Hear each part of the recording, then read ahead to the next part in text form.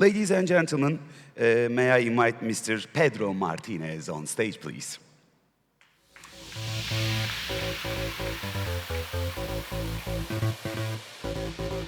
Hello. Hello. Thank you. Would you like to have this clicker? If Very it good. happens, the mic is on. Excellent. So thanks very much for the introduction. Ladies and gentlemen, it's my pleasure to be here with us. A big thanks to the organization, to CardTech, for inviting me to come over.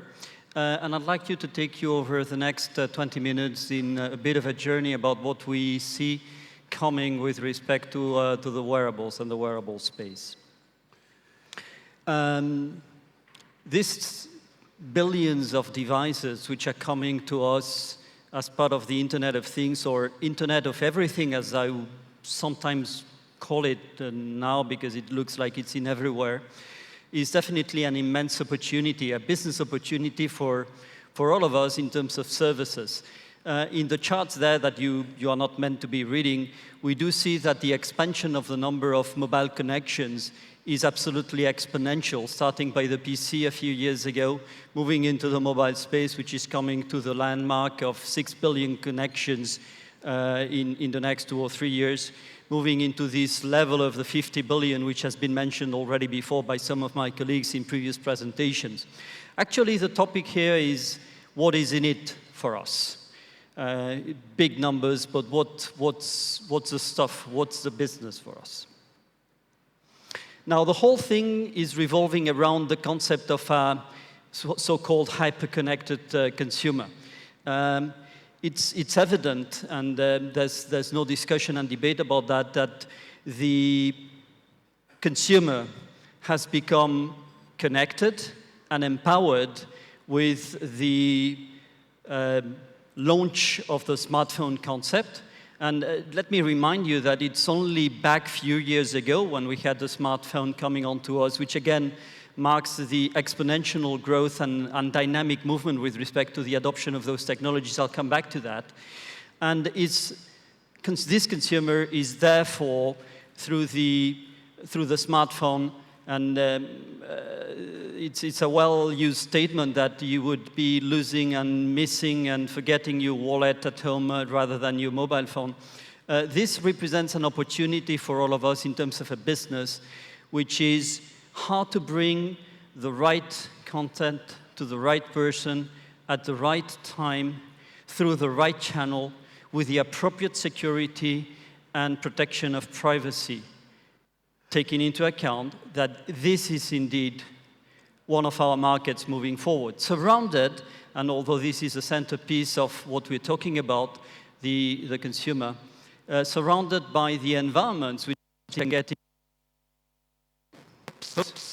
Now, naturally, in the Internet of Things or everything, we are speaking about the dimension of the homes, smart homes, and we speak here about automation, we speak about smart bulbs, we speak about residential locks, and so on and so forth, intelligent washing machines and connected topics, or in the side of the smart cities, where we do see, obviously, smart mobility connected to transit, transport, and the efficient use of those devices, but also smart grids, the smart use of utilities, and so on and so forth, mentioning the cars as an extension of our home to some respects, where again, infotainment, personalization, combination of sensors as well as the smartphones, utilities, and the cloud is becoming also an evidence. It's nothing such as a dream. We do have it right now with us,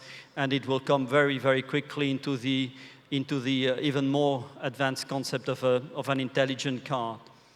And on the later part here on the wearables, what I wanted, and this will be the basic of my presentation, I'll spend some more words about what is in it and how does it connect to the before. And bear with me, the infrastructure which has to exist in order to provide a reality, technically speaking, and business-wise for this is important. Of course, we need to have the appropriate communication channels, we have to have the appropriate standards, and so on and so forth. But even more importantly, and certainly what I'd like to share with you, is that for us, the difference between being a winner in that space and not a winner will be into the innovative application that we can derive out of those technologies and those opportunities rather than the technology or the infrastructure in itself. And many of them are yet to be invented. Just to put some numbers, I mean, we've said that, of course, the consumer is a hyper-connected consumer. Is it a real thing? So are we talking about the real business? Well, you know that at the moment, the installed base is as high as the whole worldwide population. We're speaking about 7 billion mobile phones, which are already there. But we are speaking about 2 billion of those ones, which are year on year being delivered constantly, which means that the rate of replacement of those phones is absolutely fantastic. And the new things which are coming, which could be unseen 2 years ago, are now becoming something which is normal. Part of that is the smartphone. Of course, we are looking at smartphones. Smartphones are becoming also pervasive. Now that some intelligent and efficient OEMs or manufacturers are bringing smartphones below the mark of $100, we are expecting, us and many of the analysts, that it will become mainstream. The so-called feature phone, the phone which is not smart, which doesn't have a rich OS, will become a bit part of the past. And all the expectations are moving into the ranges above 80% of all the phones in the market will be smartphones in the next few years. We do have even more optimistic appreciation on that. So that's a given. It's there. We don't have to put a question behind the existing of smartphones and the connected consumer. Let me, out of those areas I've mentioned quickly in the beginning, which is the smart home environment or the smart city environment or the automotive one, let me just pick a couple of things which I believe are already very big trends existing. And how can that benefit to what I will cover later? Payments. It's obvious that it is already a very big trend. It's been discussed around this particular event at large. You're all very familiar with this approach. But if we move into the contactless space, again, the one which can go in the direction of smartphones and company, this is also growing. 40% of the cards shipped in 2014 were contactless cards. And particularly within the European environment, the expectations set by the payment network operators are that in a not long distance from now, before 2018, by 2018, 90% of the point-of-sale terminals which are being delivered should support contactless transactions. So again, the introduction of smart payments in the sense of payment cards and contactless is unstoppable. Not only in Europe, but we also see the trends in China, where they went directly from magstripe into the contactless approach, but also in the US, as we've now moved into the space of EMVCo, and naturally with the adoption or the launch of Apple Pay type solutions, we are expecting that contactless will take over very quickly. So again, a very clear existing mega trend that is in front of us. Same happens for the mobility, another connected element in the transit environment, where, again, we do not have to invent the numbers. The numbers are there. There's more than 740 cities worldwide which have adopted, for instance, a contactless system for their transit domain based on MyFare in particular. I'm speaking about NXP here. But there's a lot of billions of people who are already making use of contactless access, either in the transit or in the access domain. And if we would speak about trends which come immediately in the next few years, like residential locks, we would be talking about a market of 6 billion locks in front of us. Another mega trend which is already existing now. Now, wearables. So, what is in it for wearables? It's the next big thing. We're talking about fitness bands. We're talking about health-related devices. We're talking about smartwatches, smart glasses, you name them. It's something which is wearable, of course, that you can wear and have with you all the time, and something which is qualified as smart. It has to have some kind of smartness, some kind of connectivity towards it. This is expected to grow again exponentially. You know, it's a bit of a hype at the moment. Many things are coming, a fantastic opportunity. And here is where comes the trick. What's in it for us? What's the idea behind this? And how we can connect the different pieces of the puzzle together that I've been sharing with you so far. And here comes the point. Why, if we would put all those secure applications I've been referring to before in the space of a wearable? So your mobility device, your access device, your payment device, but all put into the shape of a wearable. That would be looking a bit like this. Again, don't try to read it. It would exactly be, as I said before, putting a transit card on your wearable, a payment card on your wearable, an authentication device, an access to your home, and so on and so forth. Good. So far, so good. And you would say, well, but this is not something very new, right? I mean, we've all seen bands and we've seen things and form factors and coins hosting transit applications or even banking ones. What's different here? And this is the point. What's different in the environment of a wearable, which is, again, smart and connected?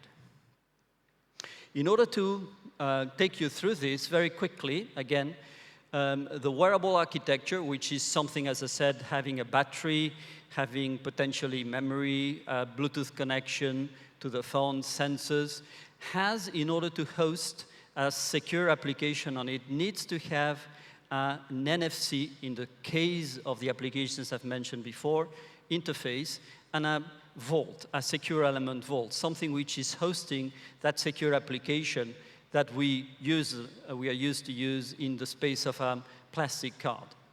Very good. That doesn't look like too complicated, does it? We just put this, an antenna, and off we go, whether it is a bracelet or something different. And for that, we have solutions, and I'm just doing a bit of a word about NXP solutions with respect to this. But here, the very essential point resides in this, and please, that's the most important point of the discussion, probably, and the presentation. Either I put a plastic card on a wearable, and this is just moving one IC from one side to another, a different form factor, nothing new, nothing extremely sophisticated. Or I do that, and I take then the opportunity that this wearable is having a microcontroller, is having a battery, can connect to the phone, so that I can be putting applications, secure applications, onto that particular wearable dynamically, at the request of a customer, at the moment that the customer requests to have it.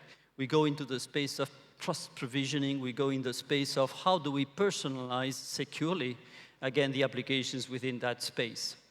And I'll move into that particular one, because that's where we believe the main difference of having those applications in wearables could be.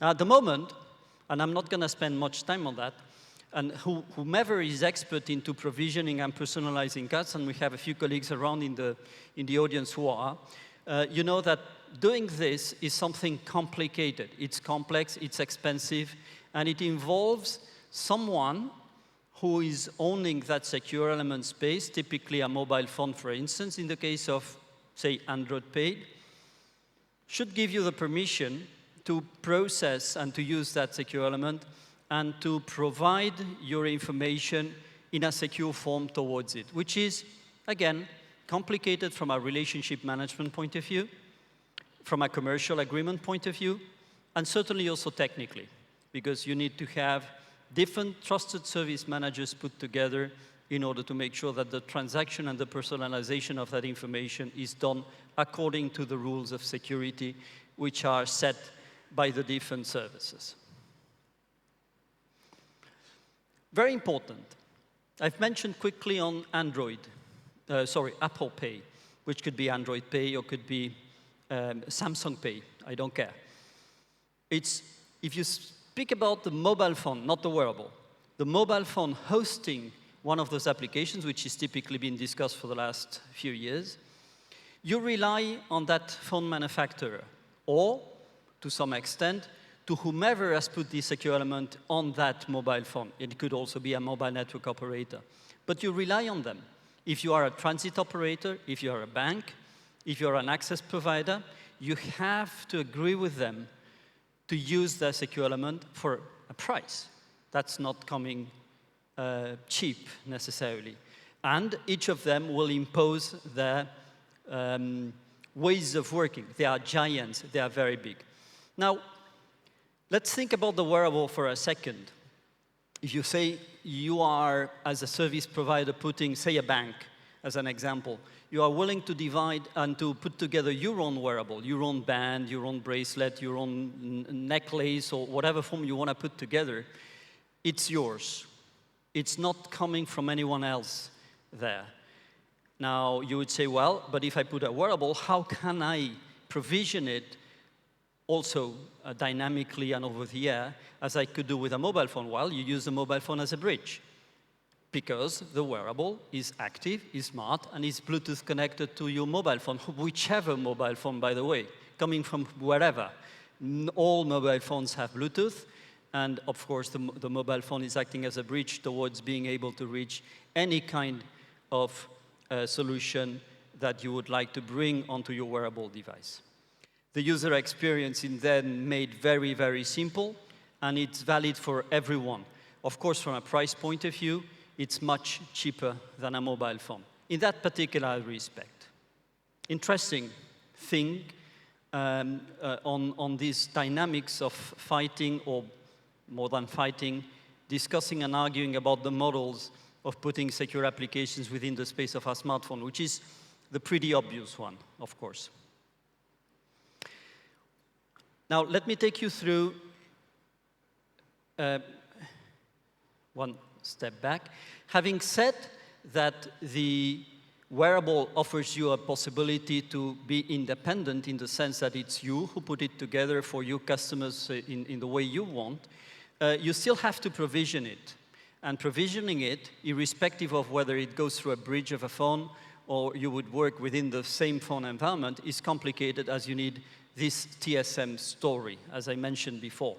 And I'll not take you through the details, but every time that there is a request for an application, a secure application, to be downloaded in the space of a secure element of a phone, and for the same purpose of a wearable, you have to establish a connection between your service provider, service manager, trusted service manager, the owner of the secure element, mobile phone, secure manager, who also has one, and this is through a server and an integration which needs to be operational 24/7, 365 days per year, and again at a very expensive cost, because you have to put it together for every single operation. Now, as this is one of the barriers that we are encountering in that domain, not only in the wearables but also the mobile space, we've put together from NXP a solution which we call the Open Secure Element solution, which in a very simplified form gets rid of the TSM, the Trusted Support Manager, Service Manager, sorry, which is linked to the secure element on the phone, the so-called SETSM. With this, a simplified provisioning means that as an owner of the secure element in the wearable or the phone, you give to the service provider that wants to put their application on that secure element what we call a one digital certificate. Once you have given this to the service provider in summarized form, the service provider, bank, transit, access, sports club, whomever, has access to the secure element in a secure form on the phone or the wearable. As simple as that. You only need to have one application sitting in the cloud, which is encrypted put into the secure element, recognized by the secure element through a signature process according to that digital certificate. Off you go, and you don't have to have any server online. It's just following the rules of what would be the normal stores for applications within the space of mobile phones. Secure store, but still this. Simplifying completely the process and making it extremely open for scalability and access to whomever in that space of secure element, selling it or selling space to others, making sure that whenever you put something together in your wearable, you could open it to different providers in different application domains at a fraction of the price it takes right now. Now, because we know that PowerPoint is just PowerPoint, what we have also put together, and I'm just finishing with the next 2 slides, we've put together a kit, what we call a development platform, secure services development platform kit, which allows anyone in the space of the service providers or in the space of the wearable devices manufacturers or in the space even of the mobile phone manufacturers to test what I've just said.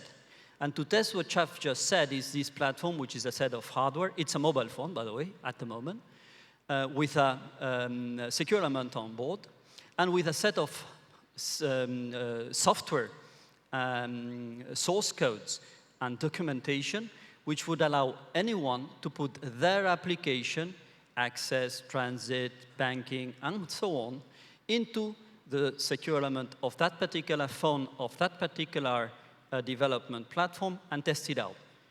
The old dream, when the first Nokias came out with NFC few years ago, that how can I get access to it and test my application? With this, you would be able to test it out, to check how this easy provisioning looks like, and to make it shown to whomever you would like to show it to.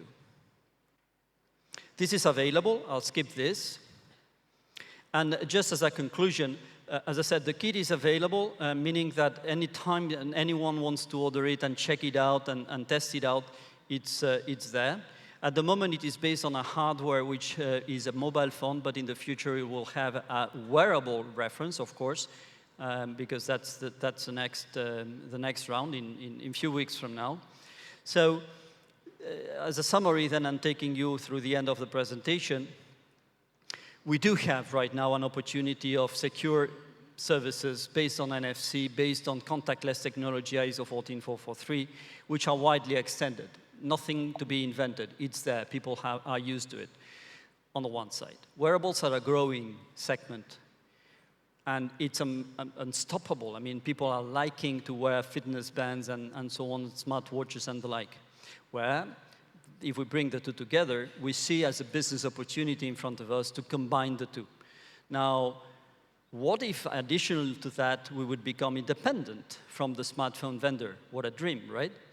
And if you add to this a simplification of the provisioning process of the secure applications, then bingo. It looks like, well, it's something that any one of us could do, right?